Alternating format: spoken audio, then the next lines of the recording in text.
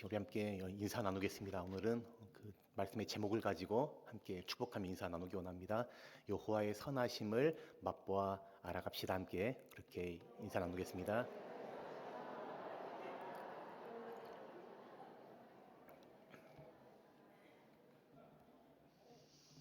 우리 하나님의 그 선하심, 그 은혜를 우리가 깊이 맛보아서 누리는 우리 모두가 되길 원합니다.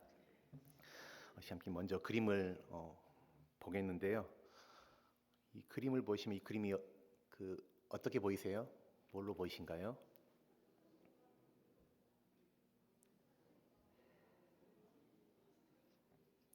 그 젊은 그 여자의 얼굴이 보이세요? 노인이 보이세요?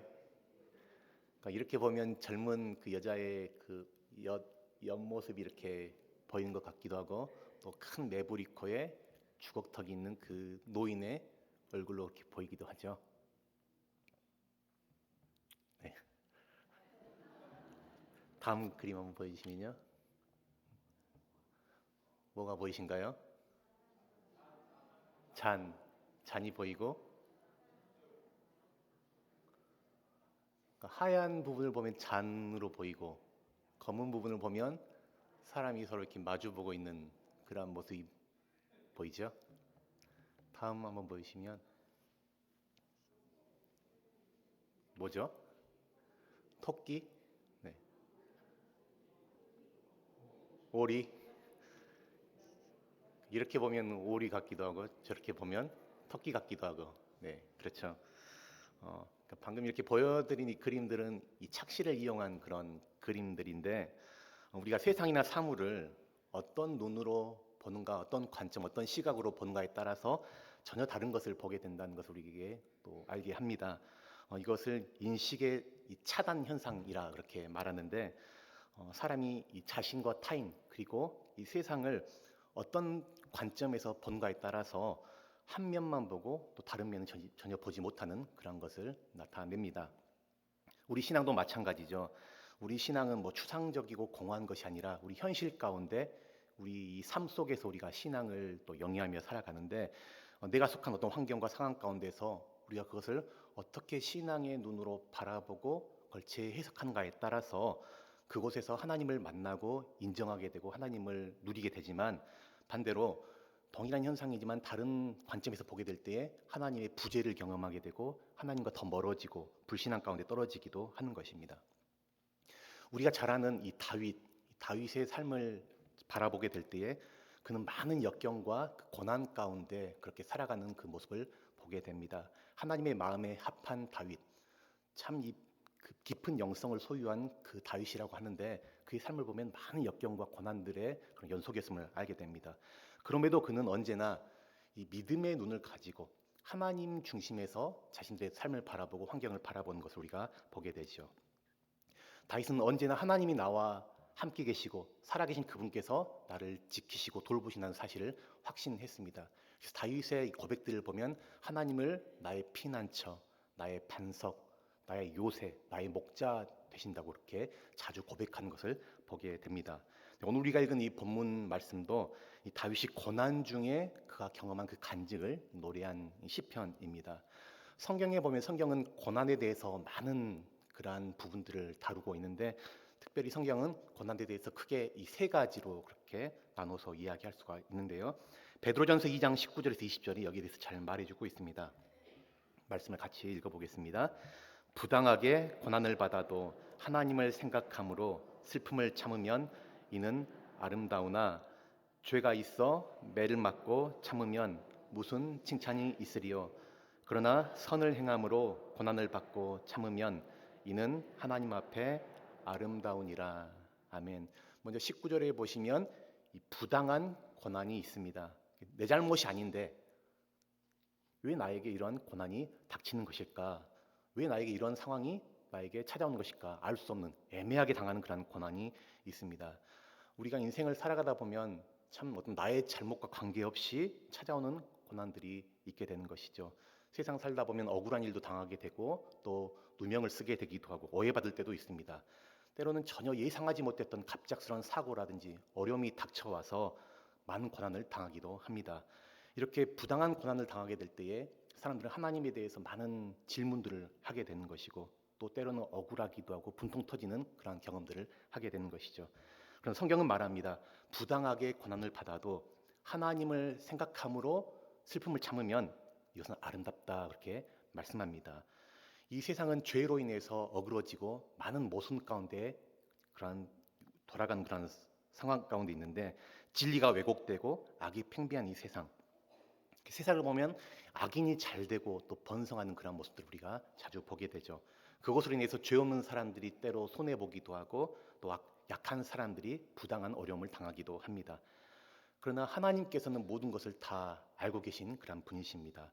그래서 우리가 어떤 모순된 현실 가운데서도 하나님이 알고 계시고 하나님이 다 판단하신다는 그 사실을 우리가 믿고 신뢰하며 나아갈 때에 우리는 그 가운데서 위로를 얻게 되고 또 하나님의 공의에 기대어서 우리는 일어설 수가 있는 것입니다.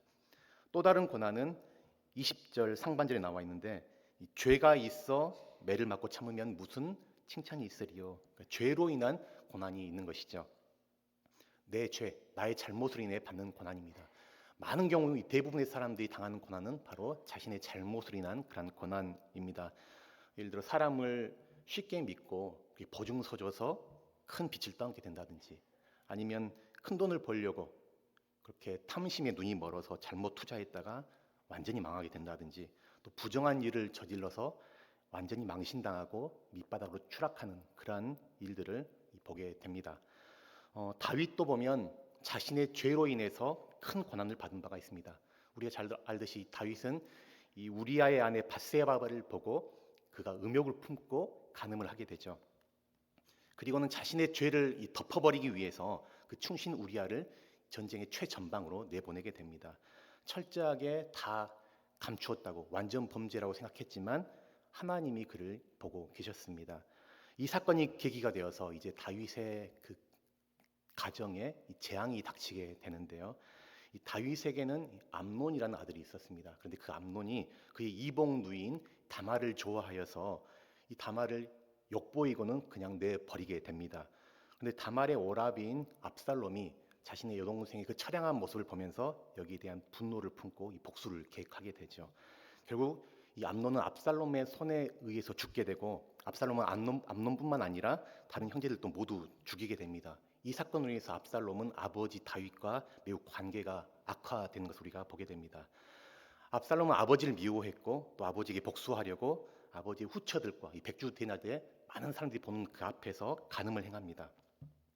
근데 압살롬을 보면 참 악랄하기도 하지만 그의 영혼을 볼 때는 참 가련한 그런 사람이라는 것을 느끼게 됩니다. 사실 압살롬은 이 다윗을 치기 위한 그러한 막대기로 쓰임 받은 운명에 불과하기 때문이죠. 다윗 한 사람의 죄로 인해서 그의 자녀들 간에 살육이 벌어지게 되고 또 아버지를 향해 반역이 일어난 것, 이것은 결국 다윗이 저지른 간음과 살인죄 때문이었습니다. 이것이 바로 이 죄의 결과로는 그런 고난이라 할 수가 있습니다. 또 마지막으로 그 20절 하반절에 보시면 오직 선을 행함으로 고난을 받고 참으면 이는 하나님 앞에 아름다우니라 이렇게 말합니다. 그러니까 선을 행함으로 받는 고난도 있습니다. 의를 행하다가 옳은 일을 위해 힘쓰다가 받는 고난이죠. 선을 행함으로 고난받은 대표적인 분이 바로 우리 예수님이십니다.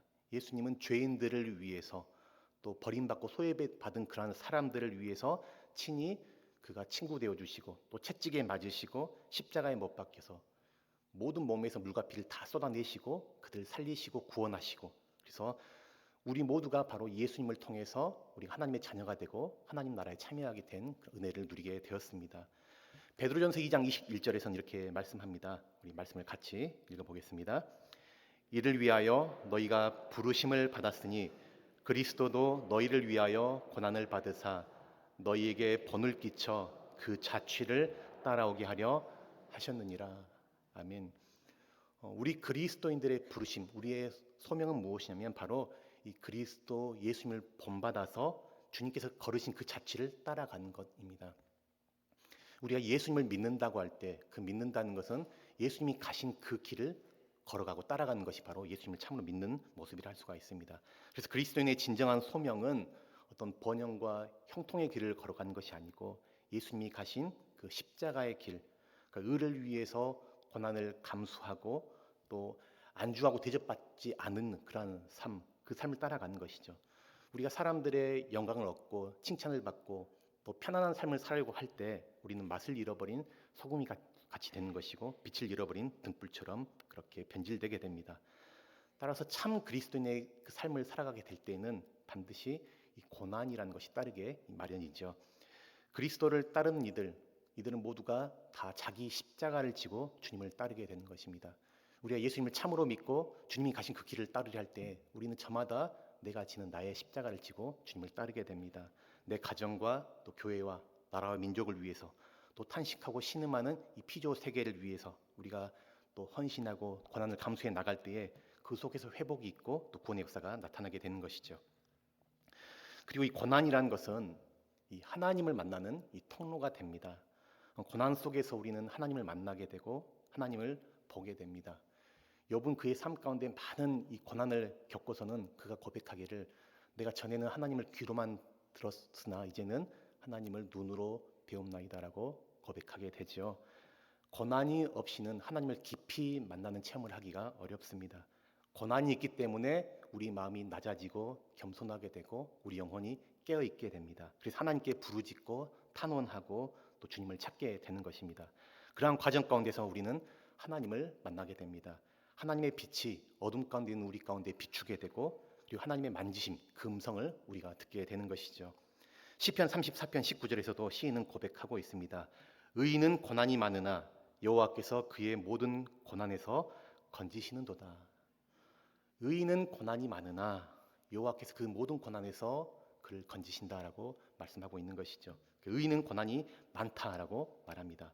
바꿔 말하면 의롭게 살지 않으면 고난이 적다는 것입니다. 세상과 친한 사람, 또 세상과 짝하기를 좋아하는 사람은 세상으로부터는 핍박을 받지 않습니다. 타협하기를 즐겨하는 사람들에게는 믿음의 고난이 절대 따르지 않는 것이죠. 세상에 보면 육신적으로 잘 먹고 잘 사는 사람들이 참 많습니다. 하나님 없다 하고 돈을 사랑하고 교만하는 사람들이 많이 있습니다.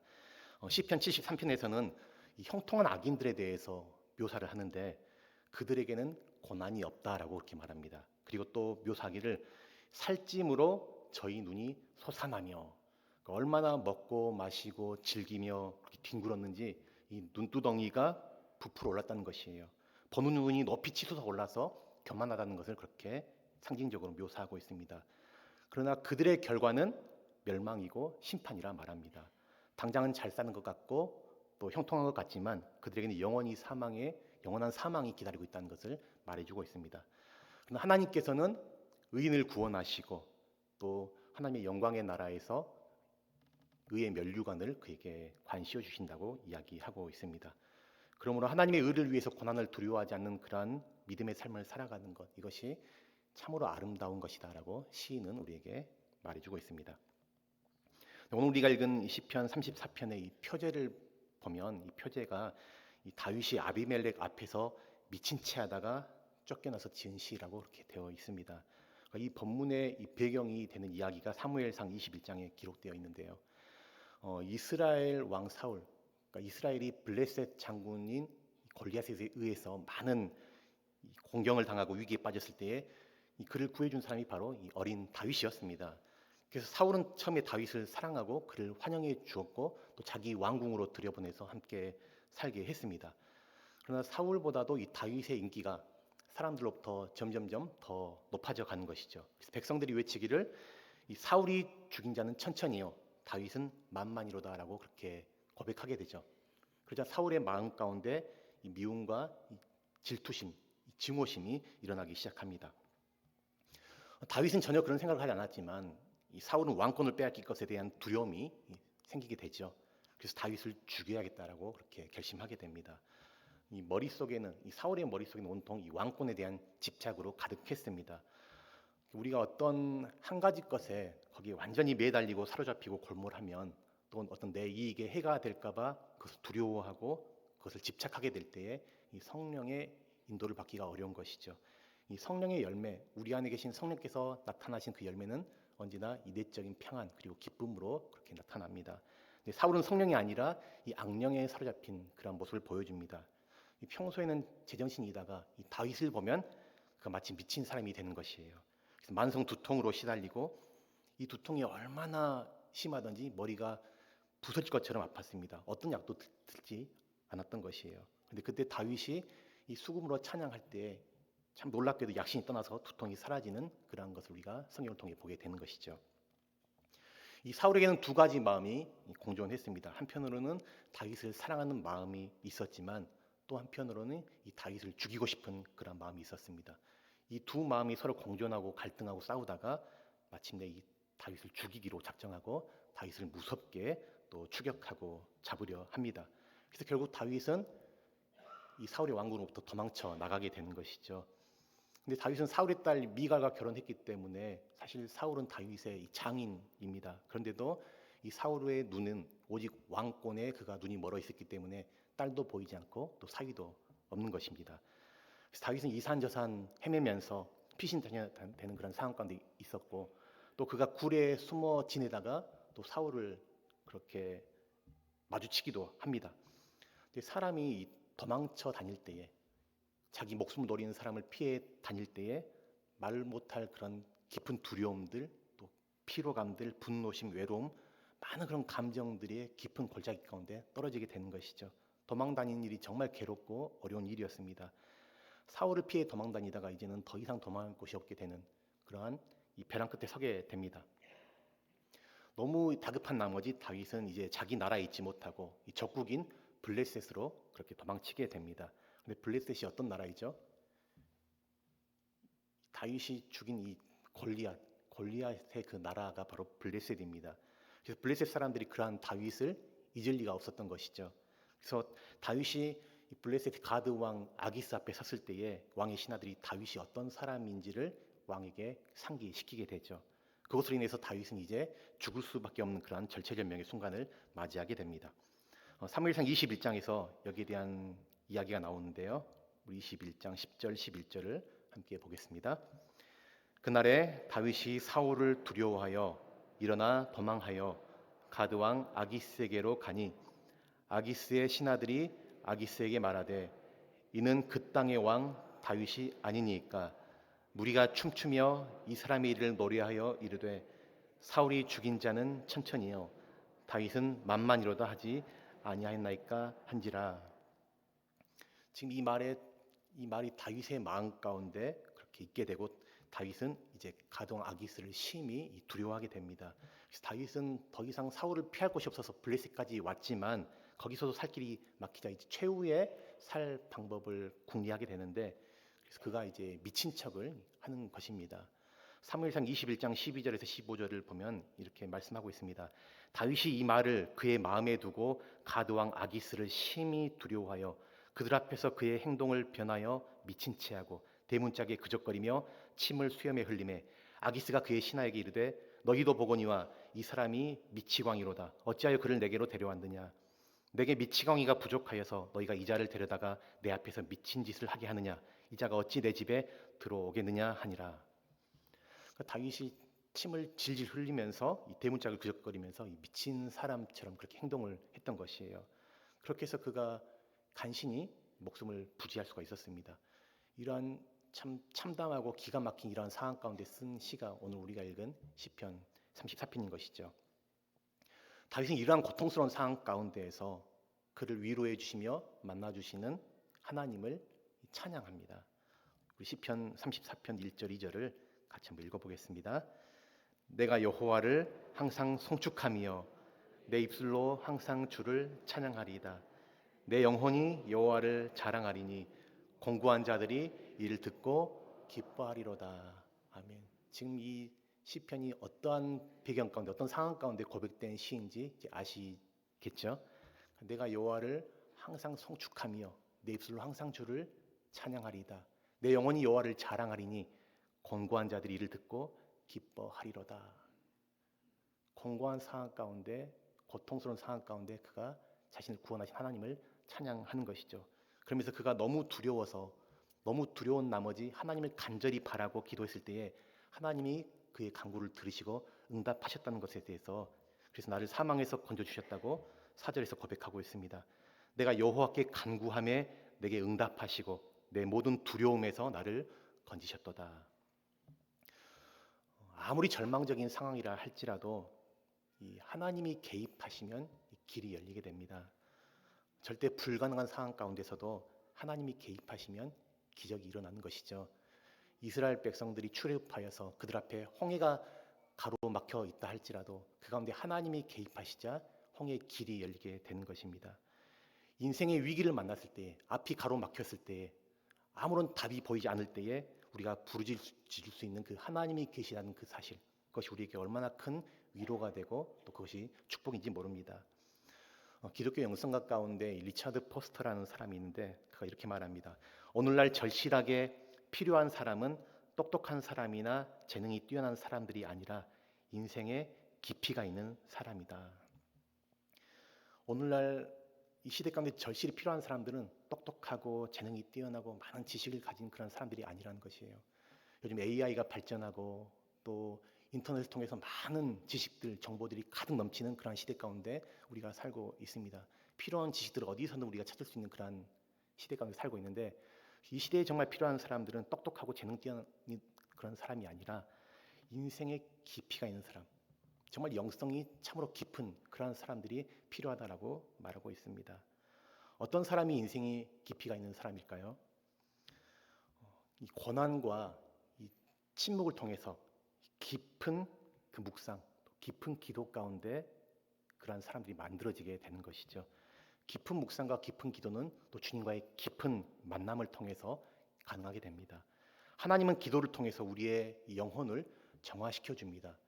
우리는 기도를 통해서 어떤 우리의 욕망과 우리의 소원들을 더 강화시키는 그러한 것이 아니고 참된 기도는 하나님께서 우리의 영혼을 정화시켜서 나의 뜻이 아닌 아버지의 뜻으로 우리 존재를 바꿔 가시는 그 과정, 그것이 바로 깊은 기도 가운데 이루어지게 되는 것이죠. 기도를 통해서 우리 영혼이 새로워지게 되는 것이고 우리가 방황하는 자가 아니라 하나님께 인생의 초점을 맞춘 자로 그렇게 살아갈 수 있도록 변화되어져 가는 그것이 바로 이 기도인 것입니다. 시편 34편은 위기의 순간에서 자신을 건지신 그 하나님을 향한 이 찬양의 시입니다. 근데 사실 다윗은 우리가 전혀 다른 사람이 아니었죠. 그도 우리가 똑같이 문제 앞에서 두려워하고 무서워하는 그런 연약한 인간에 불과했습니다.